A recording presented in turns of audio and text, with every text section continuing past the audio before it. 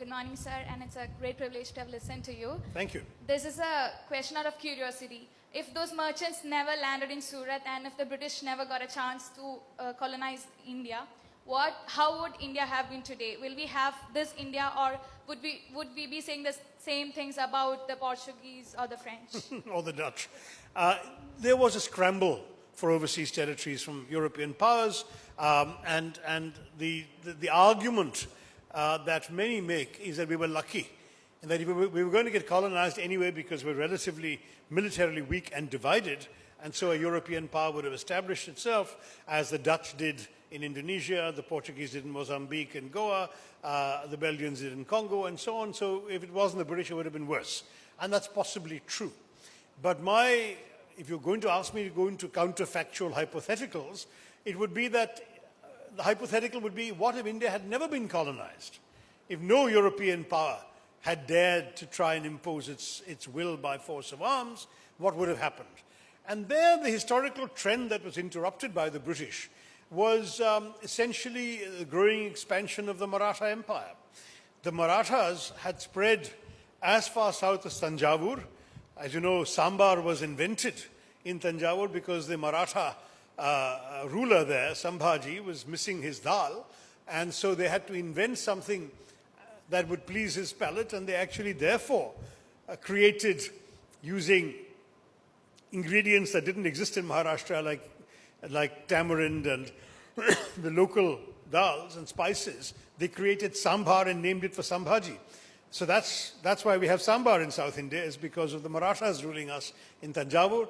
And they reached as far as Delhi, where the Mughal emperor was little more than a hostage of the Marathas. And though he ruled in name as Mughal emperor and firmans were issued under his seal, it was the Marathas who were telling him what to do. They went as far east as Calcutta, where they were only stopped by the Maratha ditch dug by the British. And of course, the West was already theirs. So despite the major setback at the Third Battle of Panipat in 1761, when Ahmed Shah Abdali defeated the Marathas, Abdali had no desire to stay and rule India. He conquered them, killed a few people, looted a lot, stole every precious stone he could lay his hands on, and went back to Afghanistan. If after that any Indian power had to consolidate, it would have been the Marathas. And if I were to look at world history and the history of comparable nations, you would have seen the Marathas controlling the whole subcontinent. It would have initially been a very militarized rule, but in order to rule such a large country, they would have had decentralized sort of mini Peshwas around the place. Like Sambhaji in Tanjavur, there would have been people in 20-25 parts of the country owing allegiance to a central sort of Maratha prime minister, who in turn would be giving orders to the Mughal emperor in whose name everything would be done. Rather like the Japanese shogunate, you'd have had a situation where you have a symbolic monarch who's essentially a constitutional monarch in the sense that he would have no real power.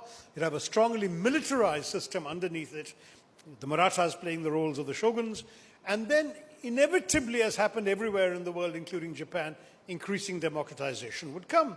By the 19th century, this rich and prosperous and strong, because militarily strong country, would be importing rail lines, would be importing factories, and you would have had India not divided, but as I say, with a Muslim constitutional monarch and a Hindu Maratha empire beneath it. There would have been much more syncretism throughout the society. People of all faiths would have worked together.